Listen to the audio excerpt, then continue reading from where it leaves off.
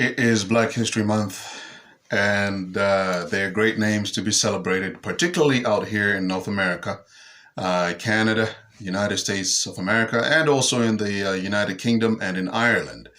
You know, the greats like Martin Luther King Jr., Malcolm X, Harriet Tubman, Rosa Parks, people that have laid foundation for the betterment of the black child and for the human race at large as they fight for harmony and unity in the human race, but more importantly, to remove segregation and slavery, not only physically, but even mentally from the black child.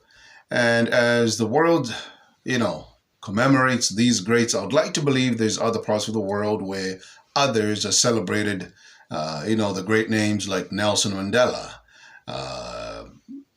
Kwame Nkrumah, Josiah Tongogara, Samora Machel, Mzilikazi, Charumbira, all those greats who've made an impact on the black community, for the black child, and for the human race at large.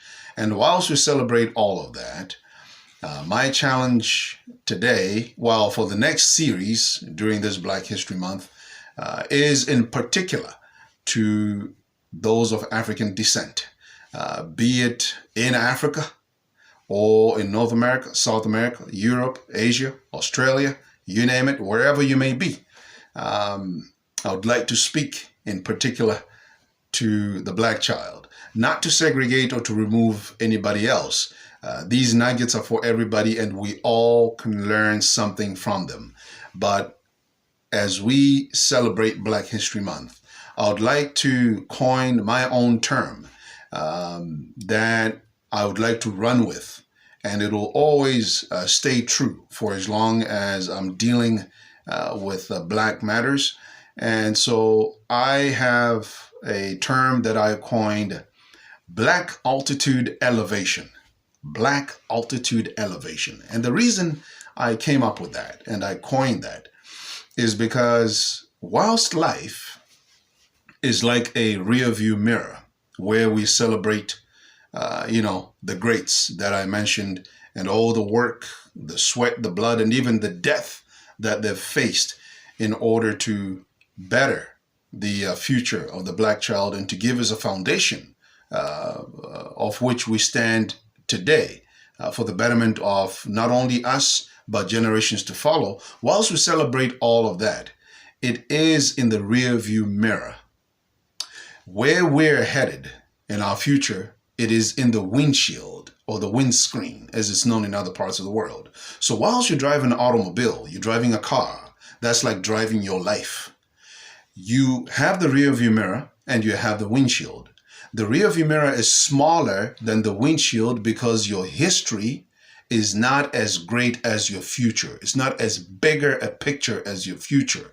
Yes, you need the history because sometimes you hit a pothole. Those are mistakes we make in life. And at times, it's natural to look in those potholes, in the rear view mirror, to see that pothole or to see that little bit of something that you hit on the road. Sometimes it's not potholes. It could be a beautiful scenic view, a beautiful landscape. You want to look at it in the rear view mirror. That's fine. That's okay as we celebrate the great achievements in the rear view mirror. But we cannot drive life continually looking in the rear view mirror, because if we do that, chances are we're going to hit another pothole or maybe even something that leads to a complete demise. And so you won't get to your destination. So while, yes, we do have rear view mirror views, we have to focus on the windshield and to see the other new scenic views that are in our future, and to see the potholes, the challenges, the trials and tribulations that we face, and find a way of maneuvering around them, find a way of working around or through those tribulations so that we can better our generations to follow. So whilst we celebrate the greats, my challenge to you is, what are you doing to be a great? You don't necessarily have to be a public figure, but what you have to be is someone influential in somebody's life. What are you doing for your community? What are you doing for the next black child? What are you doing for the human race altogether? Who has your name etched in their mind? Who has your name etched in their heart? Who has your name etched in their history, in their memory, whereby they celebrate and they smile at the hearing of your name or the memory, the thought of you, to say, had it not been for you, had it not been for Charles Musakanda, I wouldn't be here. This wouldn't have happened in my life. Maybe you're making a moral impact, social impact, financial impact, a political impact, spiritual impact, whatever it may be. What are we doing to better the future? Look at the rearview mirror.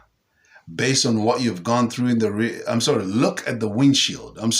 Look at the windshield based on what you have seen in the rearview mirror, and know what to adjust for your windshield to get to your destination, get to your promised land. Of course, there's going to be challenges. Of course, there's going to be challenges. We're born in sin and raised in iniquity. That's the world we live in.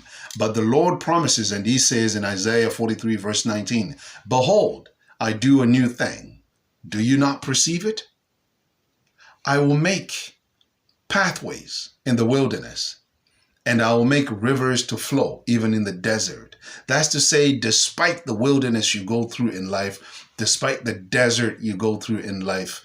Oh, that's a sermon unto itself. I'm not going to get into it because I want to keep this as a nugget. But despite all of that, there's a new thing waiting to happen for the black child. So whilst we celebrate Black History Month, I'd like to challenge you to Black Altitude Elevation. Black Altitude Elevation. BAE. B-A-E. Let us grow together. Let us mature. Let us edify one another and better ourselves as a people among the melting pot of many ethnicities, races, tongue, kindred, that we also develop and better our generations to follow. Black child, stand up. Black child, be on that bandwagon. Black Altitude Elevation. Thank you for joining me on Nuggets of Wisdom. I am Charles Musakanda, and I appreciate you taking the time to grow and to mature. Please, please subscribe, share, comment, ask questions, and let us grow together. And I look forward to seeing you again soon.